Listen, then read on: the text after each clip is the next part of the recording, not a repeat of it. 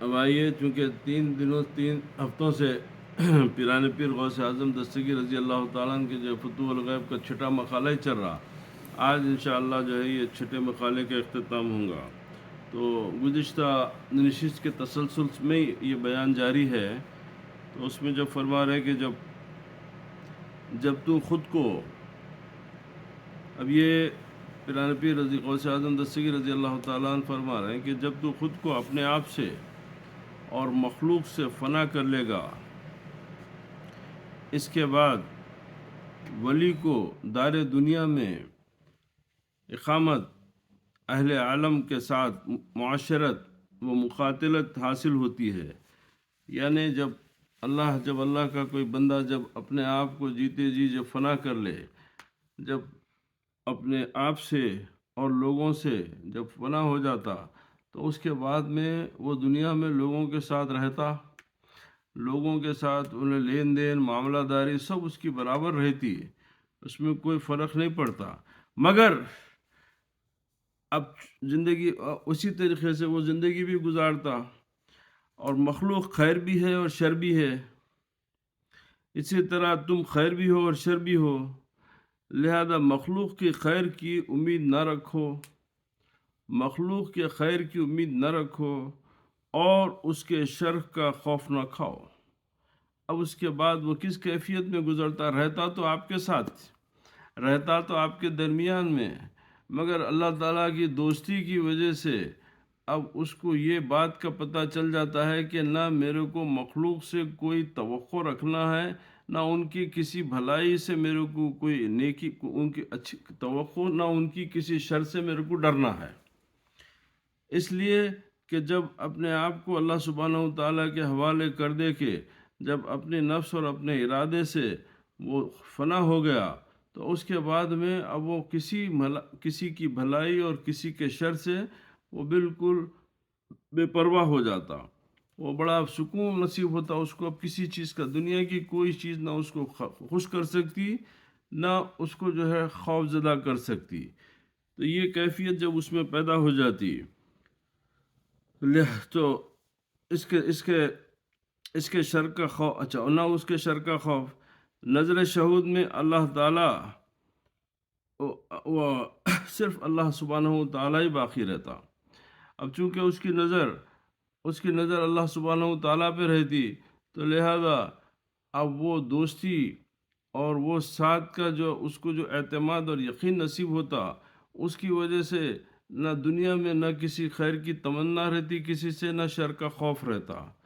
اب یہ مقام ہے اس کو جو ہے، یہ ولایت کے بعد سب سے پہلا جو مقام عطا ہوتا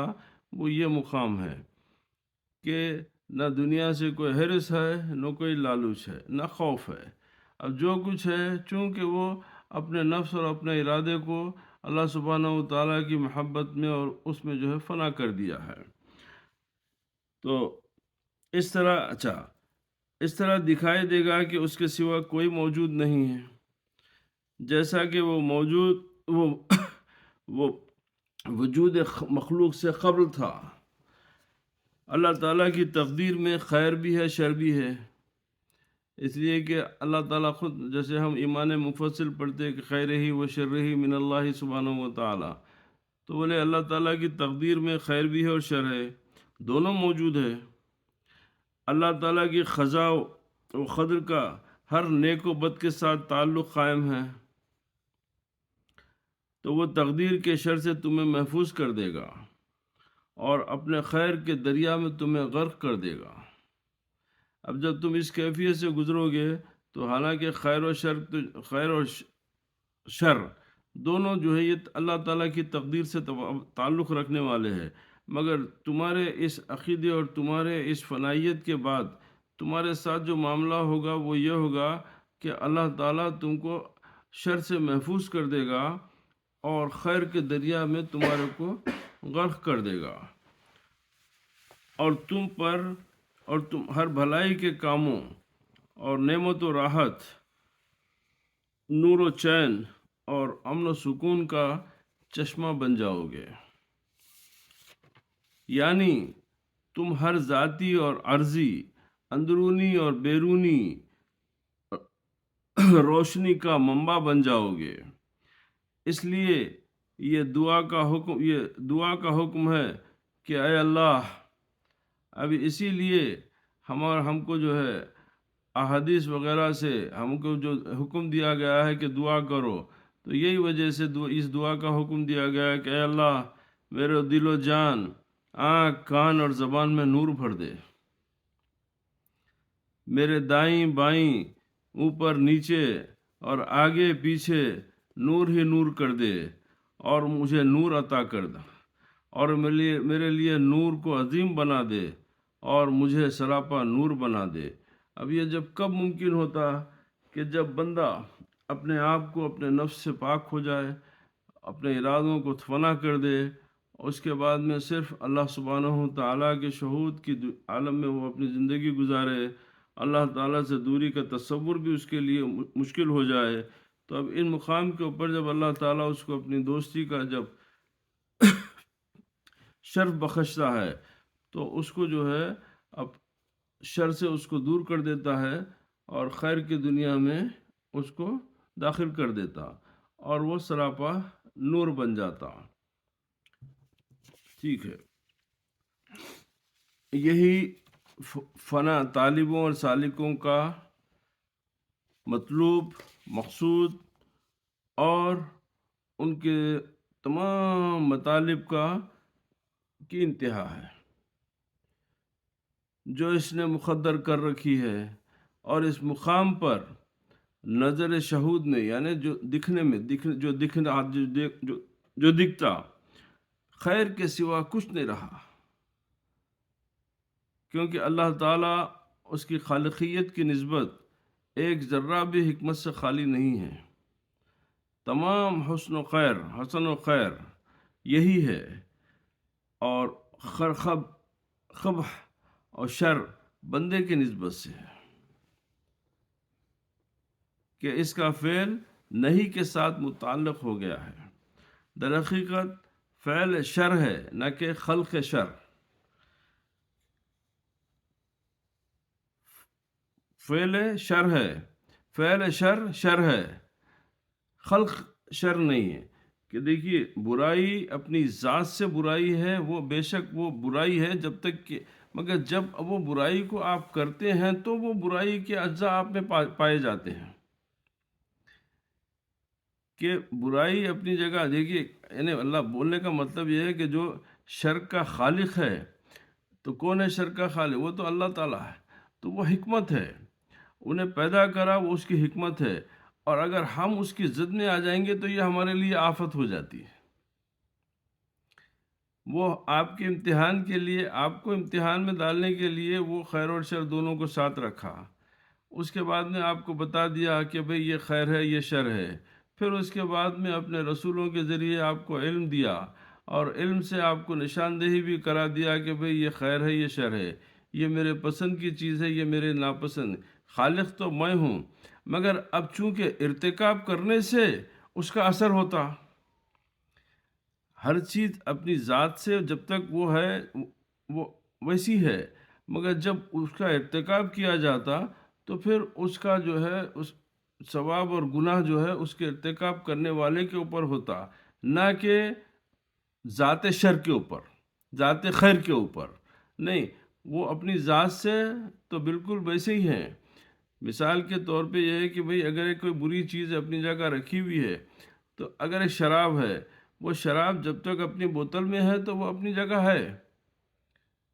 وہ اپنی خراب جو بھی ہے اس کے اندر شر ہے، مگر چونکہ وہ اپنے بوتل میں رکھی ہوئی ہے تو وہ اس کی خرابی ظاہر نہیں ہوئی۔ اب جب آپ اس کو پی لیں گے تو اب اس کا اثر چونکہ آپ میں آئیں گا، تو لہذا اب آپ اس کے مرتکب ہوئے۔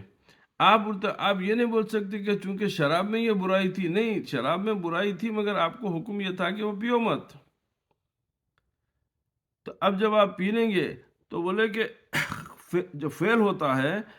فعل شر ہے، خلق شر نہیں ہوتا، یعنی شر کو پیدا کرنا وہ شر نہیں ہوتا، اس کے اوپر عمل کرنا شر ہوتا۔ یہ خاص بات ہے، اگر آپ संजीदगी से सोचेंगे तो आपको समझ में आ जाएगी कि हर अच्छाई और बुराई अपनी जगह अच्छाई और बुराई है,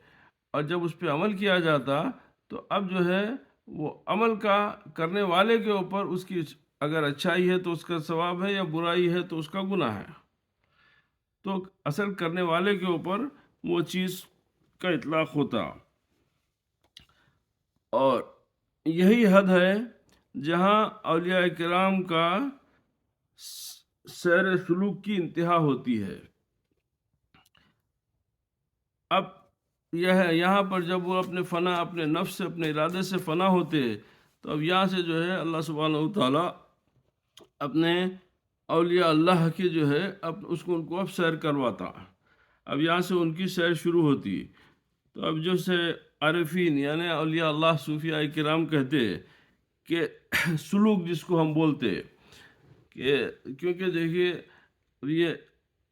ये तरीक़त के रास्ते में मशहूर जो रास्ते हैं वो है कि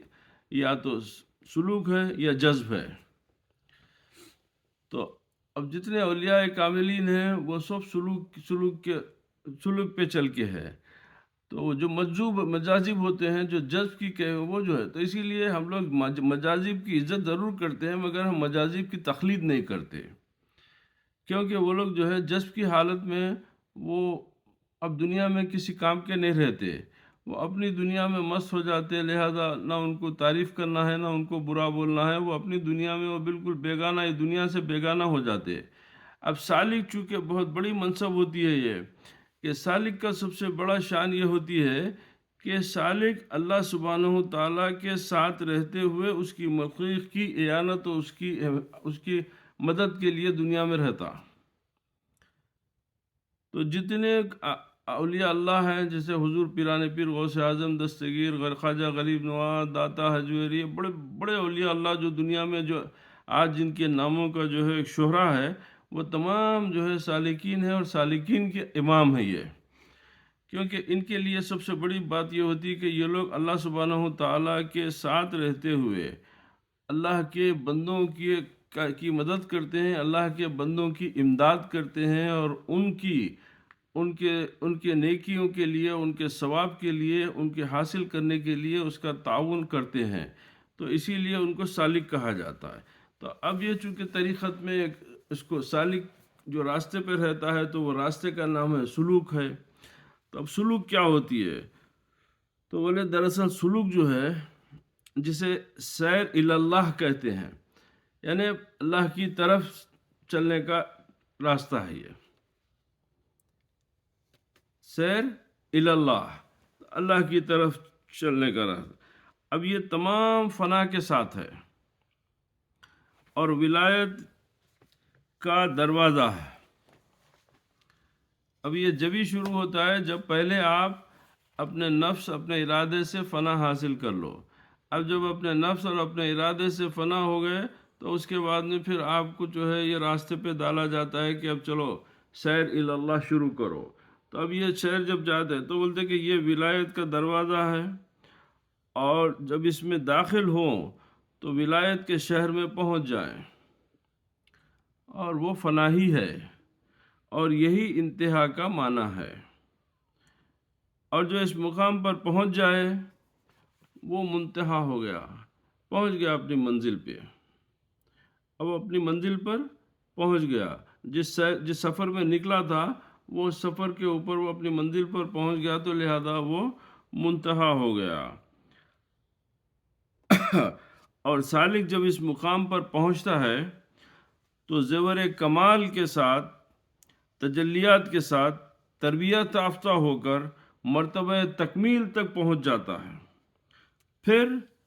उसके बाद अब एक दूसरी सैर होती है। अब ये थी सैर इल्लल्लाह। अब उसके बाद में ये होता है कि जब वो अपनी मंजिल पर पहुंच जाता है तो अब ये सैर मिनल्लाह होती है। यानी ये एक सैर थी अल्लाह की तरफ, और दूसरी है कि ये सैर अल्लाह की तरफ से। तो अब ये जब सैर शुरू होती है तो इसको होता है कि जो है अब हासिल कर लिया, उन्हें पहुंच गया अपने मकसद हासिल कर लिया। जब मकसद हासिल करने के बाद जब तकमील के मकसद مقام تکمیل پر جب پہنچ جاتا تو اس کے بعد اس کو سیر من اللہ عطا. تو سیر من اللہ ہے کہ ناقص. اب یہ سیر من اللہ کیا ہے کہ جب پھر وہ لوگ اس منزل سے نیچے اس منزل سے سفر کرتے ہیں. کیوں؟ کہ تاکہ جو ابھی یہ سیر اللہ کے راستے میں یا فنا کے راستے میں ابھی جو لوگ نقص میں ہیں، ابھی جو تکمیل کے مرحلے پہ نہیں پہنچے، جو ابھی ان کو جو ہے تربیت کی یا ان کو نصیحت کی، ان کی رہبری کی ضرورت ہے، تو اب وہ ان کی رہبری کرتے. وہ واپس آ کے جب ان کی رہبری کرتے اور ان کی جو ہے ہدایت کرتے، تو ناقصوں کی تکمیل کے لیے اس مقام سے جو ہے وہ لوگ نیچے آتے ہیں. تو اب یہ ایک سیر اللہ تھی اور سیر من اللہ ہے. تو اب اس کی منزل اگر آپ بالکل اگر صرف سمجھنے کے لیے بتا رہا ہوں میں آپ سے کہ اگر بات کو بالکل شارٹ کر کے یہ سیر اللہ اور سیر من اللہ کو سمجھنا ہے تو سب سے بہتر طریقے سے آپ معراج کے واقعے کو آپ سمجھ سکتے ہیں. دیکھیے، جیسے میں بارہا عرض کیا آپ لوگوں سے کہ تبلیغ دین شروع ہو گئی، احکامات خداوند کریم نازل ہونا شروع ہو گئے، کتاب الہی کا نزول شروع ہو گیا،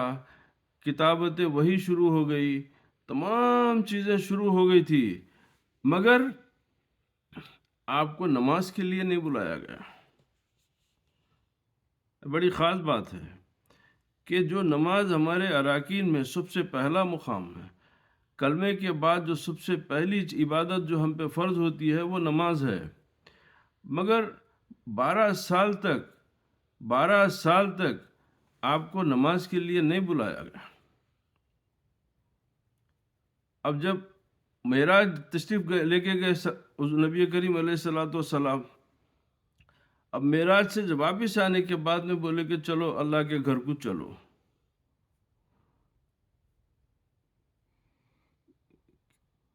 اب نماز فرض ہوئی تو کیا مطلب؟ تو بولے کہ جب تک سیر اللہ ہوئی، دیدار ہوا، ملاقات ہوئی، بات چیت ہوئی، راز و نیاز جو بھی تھا سب ہوا، اس کے بعد جب آئے تو اب یہ سیر من اللہ تھی. اب یہ سیر من اللہ کہ آ کے تمام جو کلمہ گو تھے ان تمام کو تکمیل ان کو کامل کرنا تھا. اب ان کو کامل کرنے کے لیے وہ سیر من اللہ سے آنے کے بعد میں بولے کہ چلو نماز کو. سبحان اللہ. بڑی آسانی سے بات کو سمجھ آ سکتی کہ پہلے چلے گئے اپنے مولا کے پاس، سیر ہو گئی. اب جب وہاں سے جو بھی لیے، جو بھی انعام، جو بھی نعمتیں، جو بھی اللہ تعالیٰ ان کو نوازا، وہ لے کے آنے کے بعد تو یہ تھا سیر من اللہ. تو اسی لیے جب اولیاء اللہ جب سیر اللہ کرتے ہیں، اس کے بعد جب اللہ سبحانہ و تعالیٰ سے ان کو اپنے کرم، اس کے رحم کی، اس کی جو عطا ہوتی ہے، تو وہ لے کے جو ناقصین کی تکمیل کرنے کے لیے جو دوسرے جو سالکین جو اس راستے میں کے سفر میں ہیں، ان کی مدد کرنے کے لیے وہ دنیا میں آ کے ان کی رہنمائی کرتے ہیں، تاکہ پھر وہ لوگ بھی جو ہے اپنے مقام کے اوپر سیر کے جو ہے آسانی سے وہ سیر کر سکے. تو عاجزوں کو وابستہ کرنے کی خاطر خاص چراغ بلند سے نیچے آتا ہے.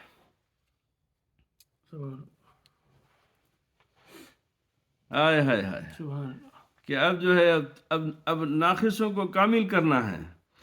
تو اب ناقصوں کو کامل کرنے کے لیے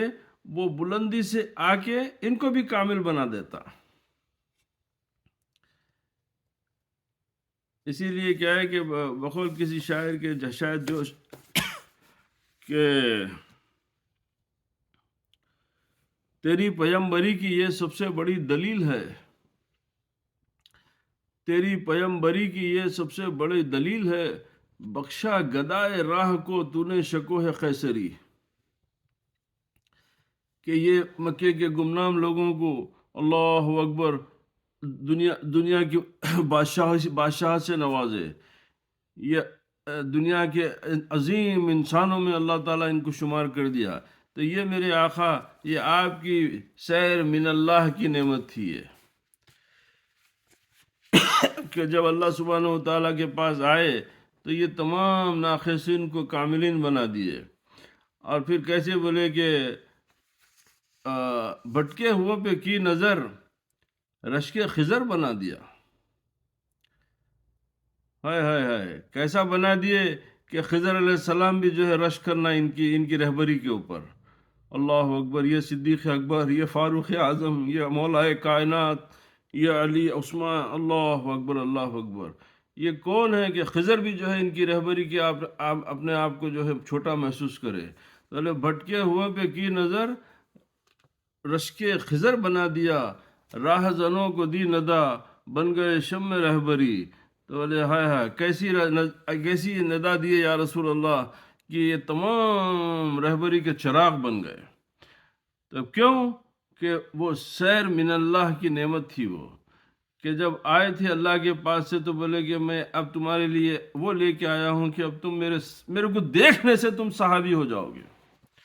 تم میرے ساتھ رہنے سے قیامت تک کے لیے تم رضی اللہ تعالی عنہ ہو جاؤ گے۔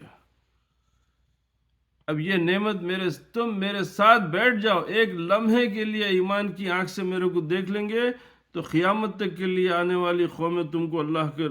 راضی بندوں میں شمار کی جائیں گے، اس لیے کہ یہ ہم تمہارے لیے ایسی تحفہ لے کے ہمارا دیدار بھی تمہارے لیے بخشش کا ذریعہ ہو گیا، ہم کو دیکھ لینا بھی تمہارے لیے اللہ تعالیٰ کو راضی کرنے کا ذریعہ ہو گیا۔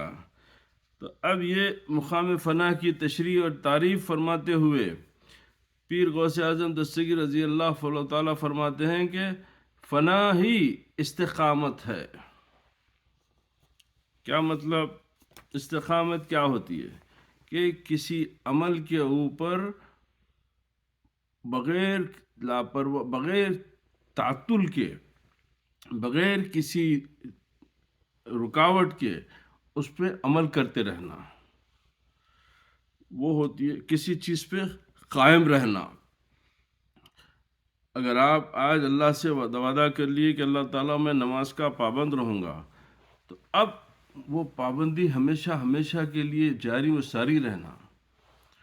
تو جس چیز کی، اسی لیے ایک قول ہے کہ بولتے کہ الاستقامت فوق کرامت، بولے انسان کا اپنے کسی عمل کے اوپر استقامت جو ہے وہ کرامت سے بڑی چیز ہوتی ہے۔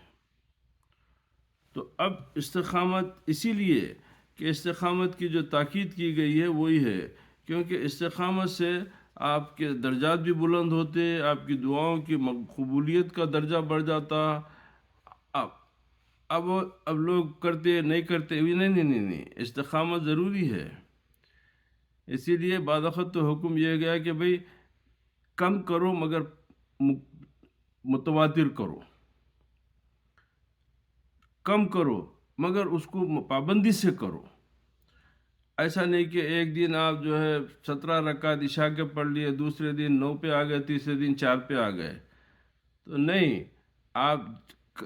زیادہ آپ کی ہمت ہے، اللہ تعالیٰ جیسا توفیق دیتے جائیں گا ویسا اس میں اضافہ ہوتے جائیں گا، مگر استقامت کے لیے بہتر یہ ہے کہ جتنی آپ کی ہمت ہے اس حساب سے آپ آگے بڑھو۔ تو اب استقامت ہے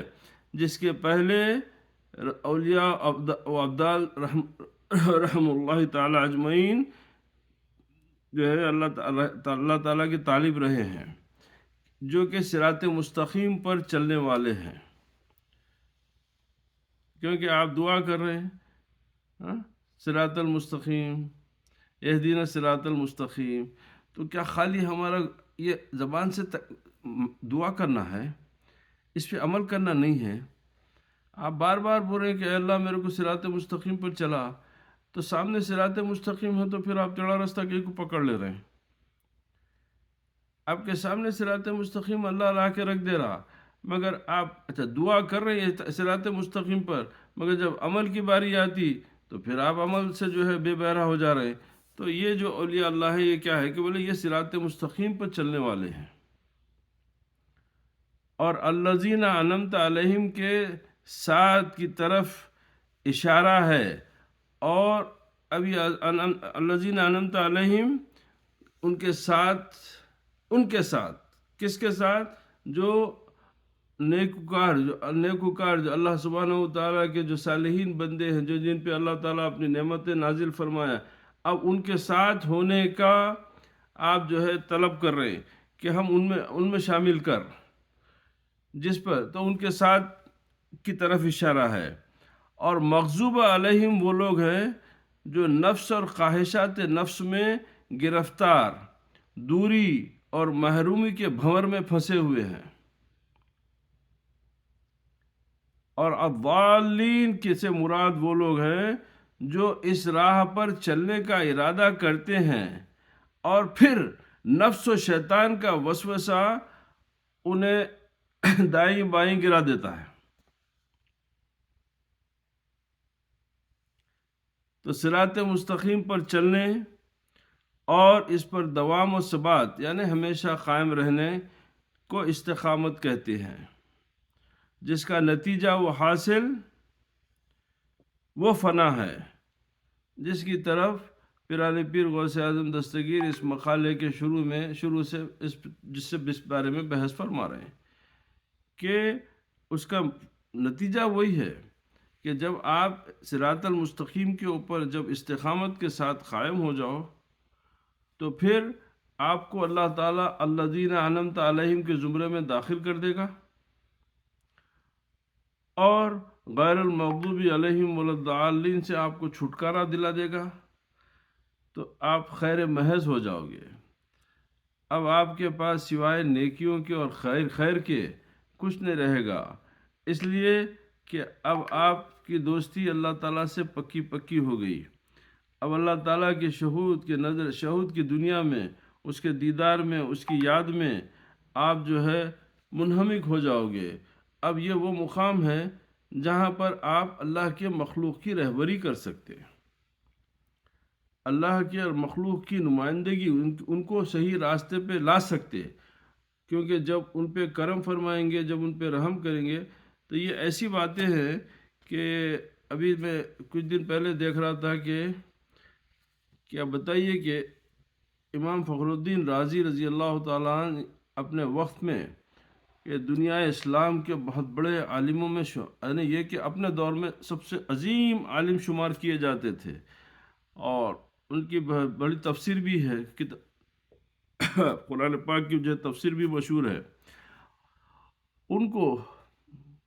سرکار محی الدین ابن عربی رضی اللہ تعالیٰ عنہ خط لکھ کے بول رہے ہیں کہ مقام حقیقت راہ حقیقت میں تمہارا مقام ناقص ہے، بولے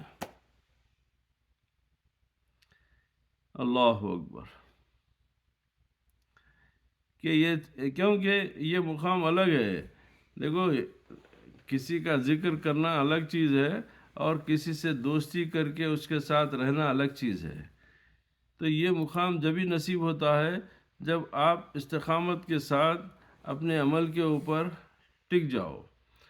اور یہ دنیا کی حرص و ہوس، یہ نفسانی خواہشات سے۔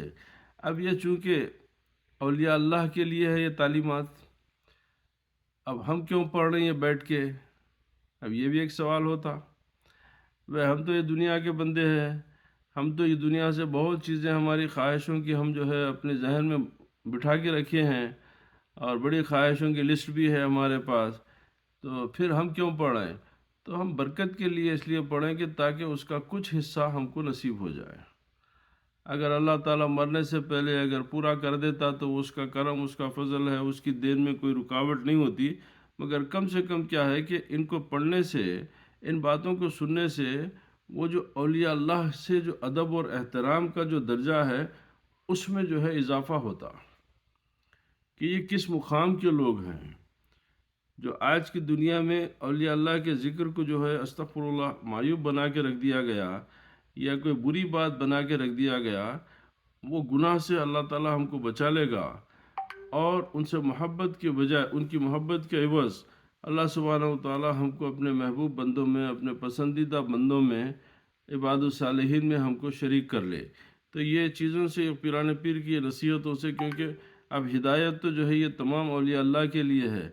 مگر ہم پڑھنا ہمارے لیے ضروری اس لیے ہے کہ اس میں شاید وہ ذکر کی وجہ سے وہ صالحین کے، کیونکہ اچھوں کا ذکر بھی عبادت ہے، اچھوں کا ذکر بھی عبادت ہے، نیکی کا ذکر بھی عبادت ہے۔ تو اب اس طریقے سے ہمارے لیے اگر ایک رتی برابر بھی اس میں ہمارے لیے کوئی فائدہ ہو جائے تو شاید اللہ تعالیٰ اس کے صدقے میں ہمارے گناہوں کو جو ہے معاف کر دے۔ تو یہ باتوں کو جو ہے ذہن نشین رکھنے سے وہ ہمیشہ وہ راستے کی روشنی نظر آتی ہے۔ یعنی صحیح اگر آپ چل بھی نہیں سکے تو کم سے کم دور سے جو ہے اگر کسی اچھی جو ہے روڈ کی لائٹ نظر آئی تو وہ دیکھ کے بولتے دیکھو یہ فلاں جگہ یہ ہیڈ لائٹ فلاں روڈ کی ہے بول کے، تو کم سے کم وہ روشنی جو ہے آپ کو وہ روڈ کی نشاندہی کراتی۔ تو اب یہ باتوں سے جو ہے کم سے کم وہ اولیاء اللہ سے محبت اور ان کے طریقے کا، ان کی عظمت، ان کے رفعت، ان کی بلندی، اور اللہ سبحانہ و تعالیٰ کے پاس ان کا جو مقام ہے، اس کی وجہ سے ان کی عظمتوں کا دل میں ایک مہر لگتی ہے، اور جو اللہ کے قرب کا ذریعہ بنتی ہے، کیونکہ اللہ سبحانہ و تعالیٰ فرمایا ہے کہ کن مع الصادقین، کہ سچوں کے ساتھ ہو جاؤ۔ تو اب چونکہ ولایت سچائی کے بغیر حاصل نہیں ہوتی، تو ان سے بڑا سچا وہ سچائی نہیں ہے جو روایت سے ہے، وہ بھی سچے ہے مگر وہ روایت ہے۔ یہاں پر سچائی یہ ہے کہ یہ جب کلمہ پڑھتے ہیں تو اللہ سبحانہ و تعالیٰ کے وجود کو پہچان کے پڑھتے ہیں۔ ہم جو پڑھتے ہیں وہ سن کے پڑھتے ہیں، وہ جو پڑھتے ہیں تو دیکھ کے پڑھتے ہیں، اس کے محسوسات سے وہ لوگ لذت اٹھاتے ہیں، وہ کیفیات کی دنیا میں وہ لوگ سفر کرتے ہیں۔ تو اسی لیے ان کا صادق ہونے میں کوئی شک باقی نہیں ہے۔ تو اللہ خود بولا کہ ان کے ساتھ ہو جاؤ۔ تو اب یہ پیران پیر کی یہ نصیحتوں کو پڑھنے سے اگر عمل کرنے کی کوشش کریں گے تو وہ تو بہت بڑی بات ہے، اور کم سے کم یہ ہے کہ ان باتوں کو سنتے رہنے سے ہمارے ایمان میں ایک جلا پیدا ہوتی، اور وہ جو ظلمت اور اندھیروں کی دنیا جو ہمارے کو اپنے میں گھیرے میں لی ہوئی ہے، تو اس سے جو ہے ہم کو کچھ کم سے کم تھوڑی دیر کے لیے چھٹکارا مل کے، یعنی سانس بولتے نا کہ جب سانس بند ہوتے وقت میں آکسیجن کی جب ضرورت ہوتی، تو یہ ہماری اب دنیاوی زندگی میں یہ اولیاء اللہ کی محبت جو ہے وہ آکسیجن کا کام کرتی، کہ وہ ہمارے ایمان کی آکسیجن ہے یہ، کہ اب جب ان کا ذکر کرتے ہیں اور ان کی باتوں کو سمجھنے کی کوشش کرتے ہیں، جب ان کی سیرت پڑھتے ہیں، ان کے واقعات سنتے ہیں، تو ایک شوق پیدا ہوتا ہے کہ بھئی نیکی کرنا چاہیے، اچھی چیز ہے یہ، کیونکہ اس میں اللہ تعالیٰ جو ہے اپنے دوست بناتا کہتے ہیں، اور جب اللہ تعالیٰ دوست بناتا بولے تو بھئی چلو یہ کام میں ہے۔ تو اسی طریقے سے یہ راستہ جو ہے سنا ہوا نہیں ہے، یہ راستہ دیکھے ہوئے لوگوں کا راستہ ہے، یہ راستہ ان لوگوں کا راستہ ہے جو لوگ اس منزل پہ جا کے وہ سیر اللہ سے پھر سیر من اللہ سے ہمارے درمیان میں آ کے ہماری تعلیم، ہمارے نقص کو دور کرنے کے لیے دنیا میں تشریف لائے، ورنہ وہ اللہ کا ساتھ اچھا نہیں تھا وہاں پہ۔ وہ اتنے بڑے ساتھ کے بعد میں یہ دنیا میں ان کو آنے کی ضرورت ہی کیا تھی؟ نہیں، ضرورت یہ تھی کہ جب ہم اتنا بڑا انعام ہمارے رب سے لے لیے تو کیوں ہم جو ہے اللہ کے بندوں کو بھی جو ہے اس سے نواز کے ان کو بھی جو ہے کیوں نہ ہم اللہ کے قرب نوازیں۔ ایسا ہے، دولت مند آدمی وہی ہوتا جو خود دولت کما کے دوسروں کو بھی اپنی دولت سے فیض بخشتا۔ اس کی وہ دولت مند نہیں ہے جو دولت رکھ لیا ہوا ہے اور کوئی فقیر کو بھی جو ہے کھانا بھی نہیں کھلاتا، تو اس کی دولت کسی کام کی نہیں ہوتی۔ دولت مند وہی ہے جو دولت کمایا اور وہ دولت سے اللہ کے بندوں کے لیے ان کے سکون کا ذریعہ مہیا کرا، ان کے لیے جو ضروریات ہے وہ۔ تو یہ صالحین کا ویسی ہے کہ وہ چونکہ خدا کی دوستی کی دولت ان کے ہاتھ میں رہتی، تو اب وہ دولت سے جو ہے وہ ضرورت مندوں کو جو ہے وہ دولت کا حصہ وہ لوگ بانٹتے رہتے ہیں۔ تو اس طریقے سے جہاں وہ اپنے ارادے سے فانی ہو جائے اور اسی کی جگہ ارادہ حق سے اور اس کے ساتھ باقی ہو جائے، تو اب کیا ہوتا ہے کہ جب اپنے ارادے سے فانی ہو گئے تو اب جو بقا ہے وہ اب اللہ تعالیٰ کے ارادے سے باقی ہے، اب وہ بقا ہے، کیونکہ اپنا ارادہ سے فنا ہو گئے تو فنا ہو گئے، اب یہ فنا ہو، اب اس کے بعد میں جب انہوں من اللہ سے واپس آئے شہر سے تو یہ بقا ہے، یہ اب بقا ہو گئے تو کیا ہوا، اب آپ ان سے ملنا بھی نیکی کا باعث ہے، ان کی بات کرنا، ان کو اب ان سے فیض ہی فیض ہے، اب دنیا میں ہر ملنے والے کو جو ہے ان سے فیض نصیب ہے، اس لیے کہ اب انہوں اس بارگاہ سے فیض لے کے واپس آئے اور آپ کو دینے کے لیے، تو اب یہ مقام بقا ہو گیا۔ اور اچھا، تو وہ ہمیشہ فوت ہونے اور اس عالم سے جانے تک ارادہ حق کے ساتھ کا چاہتے ہیں، اب اس کے بعد میں انہوں دنیا سے رخصت ہونے تک ان کی یہی کیفیت باقی رہتی، اس لیے کہ ان کو جو ہے تو یہی جگہ پہ سرکار خواجہ معین الدین چشتی اجمیری فرماتے کہ ای معین ذرہ صفت رفت پہ نور ازل، بلے یہ معین الدین کی صفت کیا ایک ذرہ ہے، وہ نور ازل اللہ تعالیٰ کی ذات، بلے ان کے ساتھ ہو گیا، تو جب ساتھ ہو گیا تو کیا ہوا، نہ طلوع نہ غروب نہ زوال دیدن، بلے اب ہم جس کے ساتھ ہو گئے اس کی ذات جو ہے وہ طلوع اور غروب اور زوال ان تمام چیزوں سے بے پرواہ، ان تمام چیزوں سے مستثنا ہے، اور اللہ تعالیٰ کی ذات میں نہ طلوع ہے نہ غروب ہے نہ زوال ہے۔ اب یہ فرما رہے غریب نواز سرکار کے چونکہ میں ایک ذرہ جو ہے اس کے ساتھ ہو گیا، تو اب ساتھ ہونے کے بعد میں تو اسی طریقے سے کچھ لوگ دنیا سے چلے جانے کے بعد بھی لوگوں میں زندہ ہیں۔ اب یہی شعر کے جو ہے یہ مقام کے اوپر کچھ لوگ دنیا سے چلے جانے کے بعد بھی لوگوں میں زندہ ہے، یوں کہ جس کا دل عشق الہی سے زندہ ہو گیا وہ ہرگز نہیں مرتا، بولے جس کا دل عشق الہی سے زندہ ہو گیا وہ ہرگز نہیں مرتا، صفحہ ہستی پر ان کی جاویدانی ثابت ہے، ورنہ کیا بات ہے،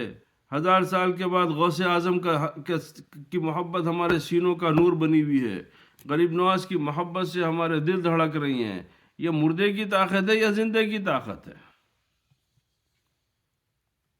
یہ زندے کی طاقت ہے، مردے میں یہ طاقت نہیں ہوتی ہے کہ آپ کو 1000 سال کے بعد میں آپ کے قلب کو گرما کے رکھے، آپ کے ایمان میں روشنی بھر دے، آپ کو تازگی بخشے، تو یہ زندگی، کیونکہ اب وہ زندہ جاوید ہیں، وہ جاویدانی ان کو اللہ تعالیٰ اپنے عشق کی وجہ سے صفات جاویدانی عطا فرما دیا۔ نظروں کے سامنے نہیں رہنے سے زندہ نہیں ہونا یہ جہالت کی مثالیں ہیں، یہ کوئی دلیل نہیں ہوتی۔